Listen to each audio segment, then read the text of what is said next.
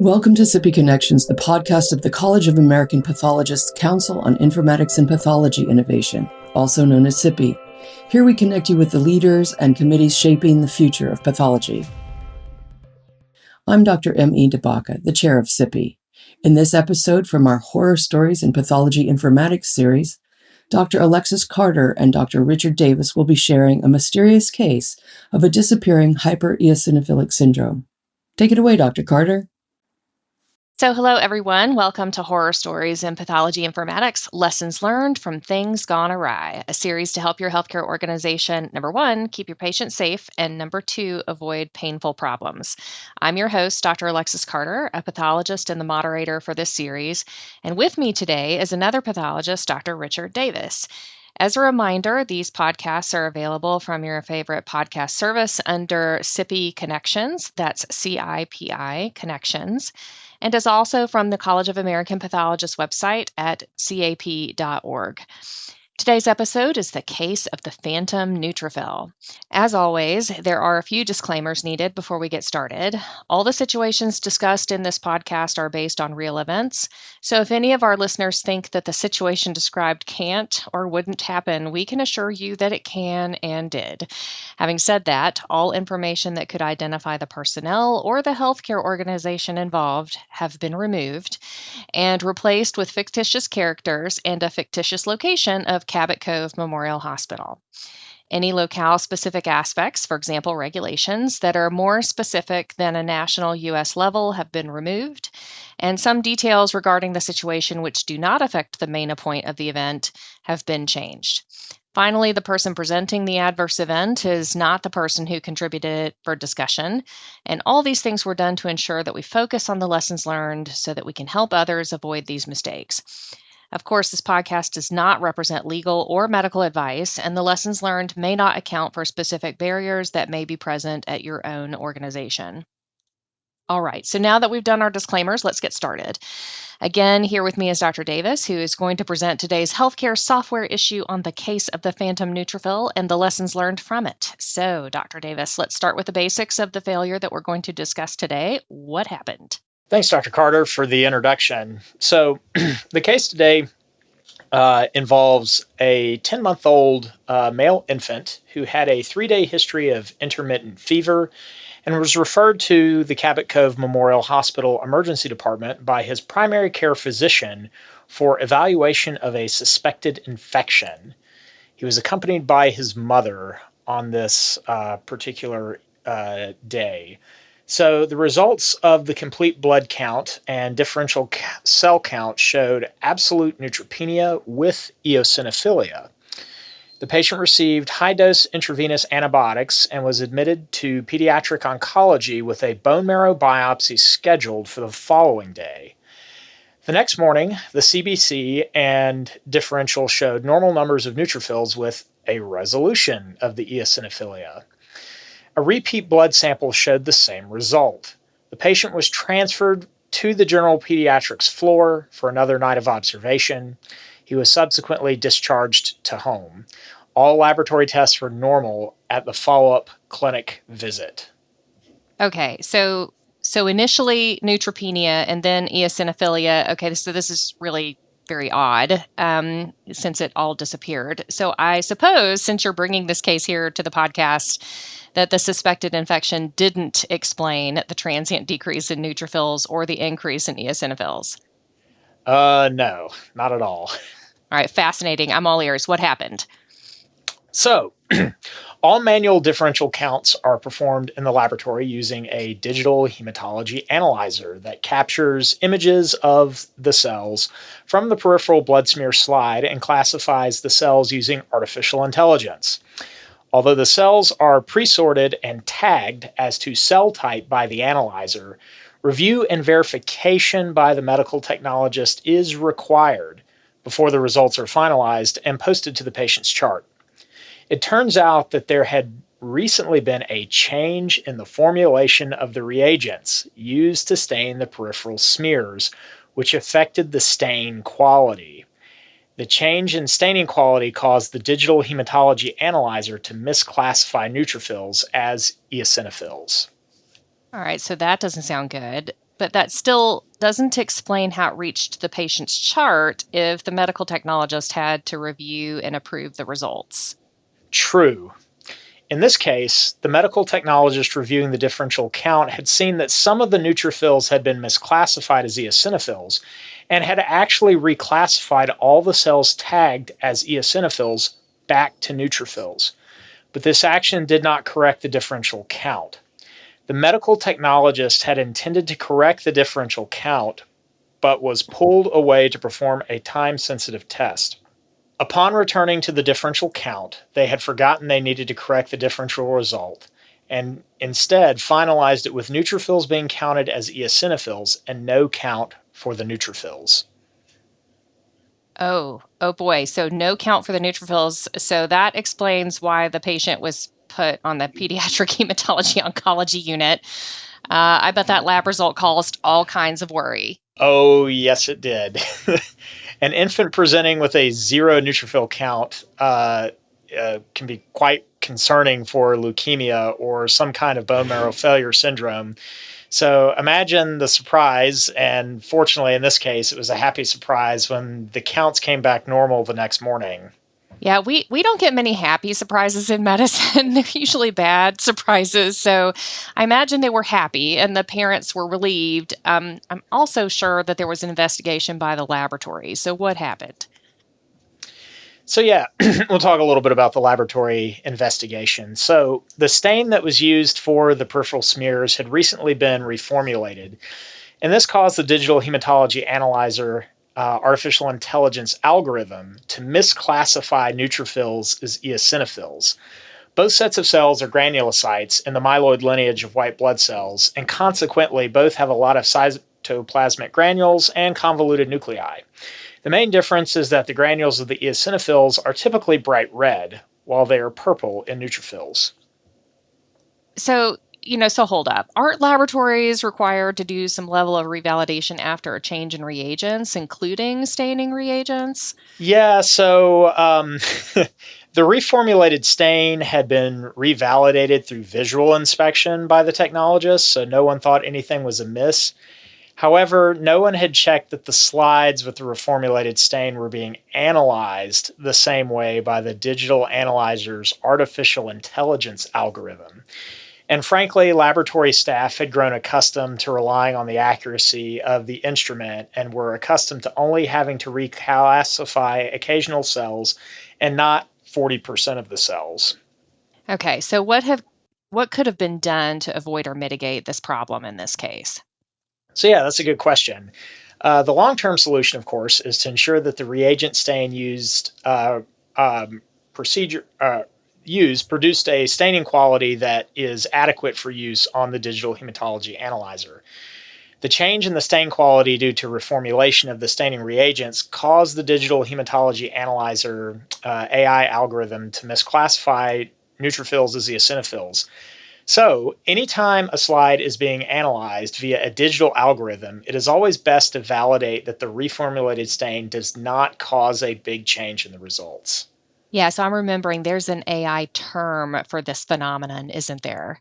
Yes. So when a change that is small in input results in a big or clinically significant change in output, it means that the model is what we call quote unquote brittle. Okay, so what are some other things that affected this case? The laboratory staff had just grown accustomed to relying on the accuracy of the instrument, such that it didn't really register just how off the counts were. This is an example of automation bias, which is the human tendency to over-rely on automated systems despite common sense to the contrary and treating machine-generated suggestions as inherently more accurate than human judgment. In this case, a change in the input, that is, the visual appearance of the stained cells, caused a deterioration in performance for the AI algorithm. This is applicable to not only digital image-based models, but also to clinical decision support models. And a change in the hospital drug formulary or new test component build could result in big changes in the output for a brittle AI model. Okay, so we've talked about some of the main contributing factors for this particular case, but there's always secondary or even sometimes tertiary factors that can contribute to issues like this. These can include, kind of like inhibited communication, sometimes due to poor relationships, silos between groups, kind of systemic infrastructural issues, et cetera. So what kind of secondary and tertiary issues do you think contributed to this particular failure or any delays in its correction? Yeah, so this is, kind of comes back to first principles a little bit and how we, build and use our various information systems. So in this case, one of the contributing issues identified was the fact that the differential count could be verified with no value entered for the neutrophil count. So the medical technologist appropriately recognized that the differential needed to be corrected and had moved all of the neutrophils into the eosinophils classification, intending for this to serve as a trigger to remind them to correct the result. Unfortunately, the technologist was distracted, and when they returned to the result, the system allowed them to finalize the differential account with no values entered for the neutrophils. Okay, so what do you think could have been done to prevent that from happening? Although there are certain clinical circumstances where no neutrophils being present is a plausible result, requiring the laboratory staff to always enter a numerical value for the neutrophils, even if that is 0, may give them the pause needed to reevaluate the results prior to verification. Yeah, that's a good point because it is exceedingly rare when neutrophil counts are absolutely zero, even in a patient who's got neutropenia. So let's go on to examine the issue of workflow. So what do you think could have been done to prevent this particular workflow issue, specifically the distraction, from causing these, wrong results to go out? Yeah, well, I think as we all know from our day to day life experience, it can't be stressed enough that humans are bad at task switching, also known as multitasking, despite our best intentions. There are a lot of research studies that show task switching increases cognitive load, decreases efficiency, and increases the risk of error. So, whenever possible, laboratory staff should complete whatever task they're performing before trying to start something else. So, doing one thing at a time. Relying on human memory as well to pick up where we left off is just not a good workflow strategy. It's especially important when similar samples for tasks for different patients are involved. I totally agree, but you stated that the technologist got pulled away to perform a time-sensitive task, which presumably was a stat or another task on a very sick patient. So how do you think the workflow could be better managed for that particular situation? Yeah, so there's always going to be urgent situations that need to be handled in the laboratory. And if you only have a single technologist on that bench, then sometimes it's a matter of training the technologists that if they get interrupted, they must start from square one when they return to an interrupted task, in spite of the fact that that may increase the amount of time they have to spend on that task. At other times, though, and especially for high volume tests like CBCs or basic, clinical chemistry tests, there may be more than one technologist, such that the time sensitive task can be given to someone who is not currently occupied with a task. So, Dr. Davis, let's talk a little bit about automation bias. You and I are both involved in clinical informatics. I know I have had some real interesting experiences with automation bias. And it's a fascinating phenomenon, right? Because you've got physicians who are and other healthcare workers who are highly trained professionals. They're very smart individuals. And my understanding of automation bias has always been that the person is kind of accepting what the computer is telling them, even though common sense and your training would clearly indicate that whatever the computer is saying is not true.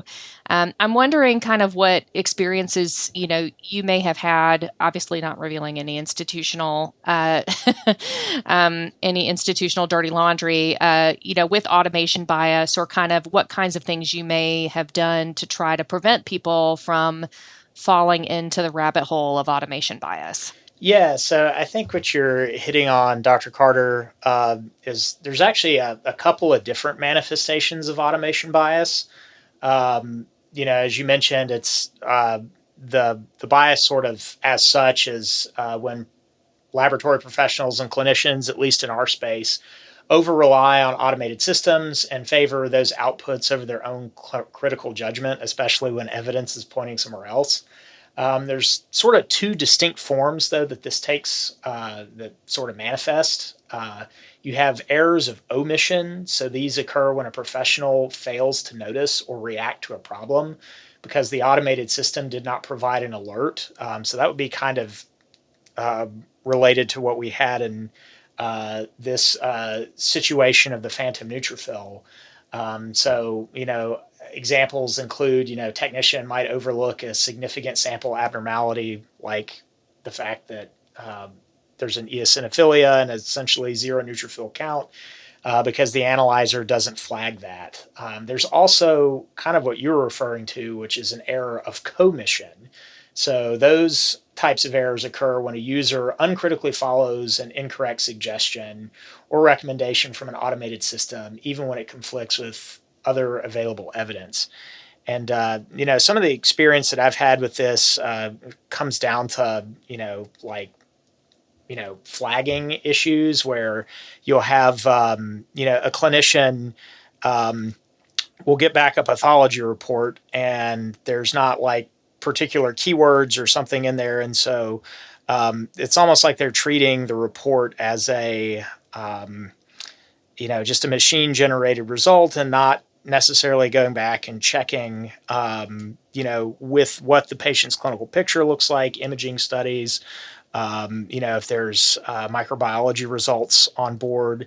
And so it's always important to kind of, contextualize and check whatever laboratory report you're getting back with the patient's clinical condition. Right. I mean, I totally agree. As we both know, a lot of times these errors happen when people are busy. We just talked about this technologist who was distracted, got pulled away, came back. I know I myself, when I'm in the middle of doing clinical sign out, even though I have, 3 meetings that day or whatever, when I'm in the middle of doing clinical sign out, I'm just going to try to squeeze in 10 more minutes of I'm not going to do anything with this case until I am completely focused and quiet. Right. So I totally agree that, and it's hard. It's hard in clinical medicine. It's hard for our clinician partners also because they're looking at a bazillion things. They've got a lot of patients that they're dealing with, and there's all this lab data. It's like drinking from a fire hose in some of these patients. And so it can get really difficult. I want to switch a little bit to talking specifically about artificial intelligence in laboratories. Artificial intelligence in medicine it's really already here, coming through medicine like a freight train, pretty much. And it's an incredibly powerful technology, but we have to use it responsibly. I want to talk a little bit more about brittle algorithms because, there's this famous, there's this MIT group, who did this sort of famous study where they went into a bunch of images and they basically changed just, several pixels within the image. And because they did that, so they took the image, they fed it through Google's algorithm before they altered it. And so Google took this picture of a cat or a turtle, or in some cases a rifle, and said it's, 99% that it's a cat, it's a turtle, it's a rifle, whatever. But then this MIT group went in and they basically changed these pixels in this image to where a human looking at the image would still classify it as a cat or a turtle or a rifle in this case, easy, right? Because it was just these single little pixels in the background. But by making those tiny little changes, when they fed those same images, those altered images back through Google's image analysis algorithm, Google's image analysis algorithm, funnily enough, for the cat, the cat picture said they had classified it with 99% confidence that it was guacamole. Now, in Google's defense, it was a calico cat, all right? So, but as you can imagine, so this is, so there are two pieces that get brought up here. When you have an analysis algorithm where tiny little changes in the input, like in the case of this stain, where to the human looking at it, could still easily tell what was a neutrophil versus an eosinophil, which is mostly color-based. but then this AI algorithm just can't get it right. So we call those brittle models, right? They're brittle, meaning it doesn't take much to break them. And so, there's a lot of artificial intelligence happening in laboratories. I'm wondering if you want to talk a little bit more about some of these kinds of models and how they get used in hematology. I know we've also used this type of algorithm also in cytology for pap smears with some of the automated pap smear readers. Yeah, so that's kind of a broad topic. Just to sort of talk a little bit about, the sort of historical practice, especially in like hematology. Traditionally, you would use sort of impedance-based, methods that would send a signal back to a computer, and based off of certain characteristics, cells would be classified in a certain sort of bucket, going all the way back to like Wallace Coulter's original Coulter counter in like the 1960s. But nowadays, especially with the rise of artificial intelligence, you're starting to see instead of traditional methods, AI-based methods for the classification of these signals. On the imaging aspect, traditional machine learning algorithms have been around for a number of decades, especially in like the field of cytology for pap smears. And those traditional machine learning algorithms weren't perfect, but they kind of had a stability to them that based off of the data that they had been trained off of, as well as the way that they had been designed, you had a pretty sort of stable environment, even if it was not necessarily perfect. One of the challenges that we have with these more complex deep learning algorithms is the fact that they can be continuously learning. And so that's an issue that the FDA and other sort of regulatory agencies are having to grapple with. Is how do you sort of lock down the performance for these deep learning algorithms? Because sometimes they can get quite creative and creative in a wrong sort of way. Not necessarily in the medical field, but in the legal field, we've seen this with the issue of hallucinations, where generative AI algorithms will produce, fake or made up legal cases, and those will actually get presented by the sort of unsuspecting or unwary legal professional in the context of a court case. And we've seen sort of several high-profile incidences of that in the media. But especially when it comes to medicine, I think the real key will be not just developing algorithms that are can perform at a high level, but algorithms that are robust against data contamination, changes in the kinds of images that they're getting, and it's definitely going to be a major regulatory issue as AI continues to sort of perfuse every aspect of our day-to-day practice. Yeah, so I think those are really great points, and I do remember some of those things coming up. I did want to talk about, so what you're talking about is like having an AI model that generalizes well, right? That you can feed it different data and it will still come up with the same general correct interpretation, right? It may not be perfect, but it's pointed in the right direction. But the other thing I wanted to touch on, especially because this is a podcast for the College of American Pathologists, we're laboratorians, we have to follow the clinical laboratory improvement amendments. And so there are a lot of places in medicine that are looking at continuously learning algorithms. These are AI algorithms that are sort of periodically or continuously retraining themselves. But as you mentioned, that can cause lots of issues, right? Because when something's continuously retraining, you can't validate it, or you're having to validate it on the fly, which isn't necessarily what we want in medicine. And actually, under CLIA, because under CLIA law, we have to validate everything before we put it into production. Right. So continuously learning algorithms are not something that we can really use in the laboratory under existing federal law. So we have to, train a model, and then we have to validate and test it. And then we have to lock the model down, right?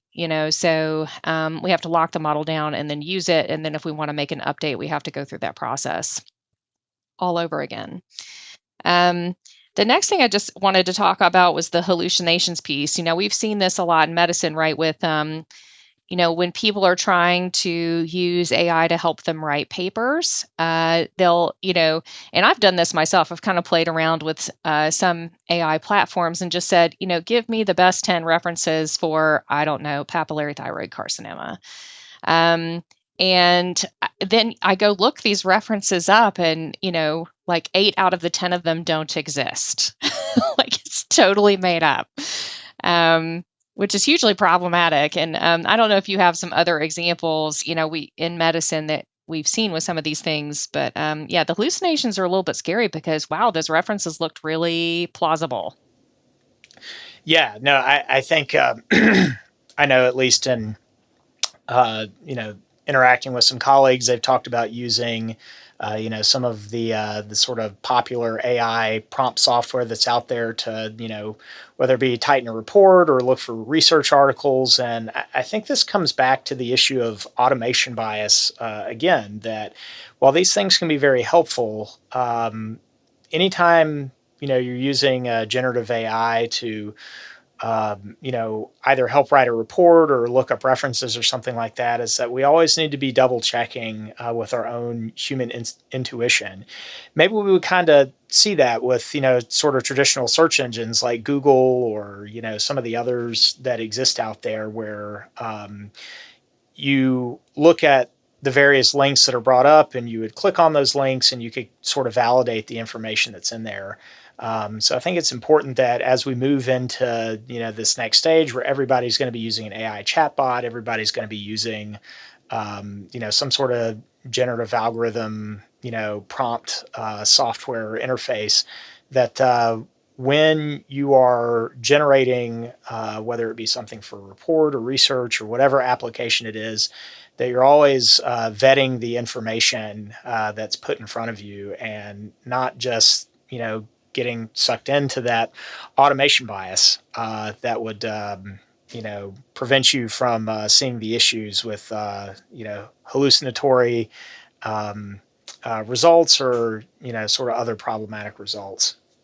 Yeah, so that, I know we're getting towards the end of our time, but that gets into the issues of explainability and transparency, right, with AI. So so explainability is, when the AI algorithm explains where it got its data. And some of the AI, generative large language models kind of show you where it got its data from, which is helpful because, like, you can click on the links and go verify it, right? So that's a partially explainable model. And it has some elements of transparency also, because the AI algorithm is then showing you, the model is showing you kind of what it was using to base its answer off of. Transparency is a little bit more than that. It's also, the people who developed the AI algorithm, what did they mean it for? Who was it intended for? What kind of population is embedded in the database? All that stuff.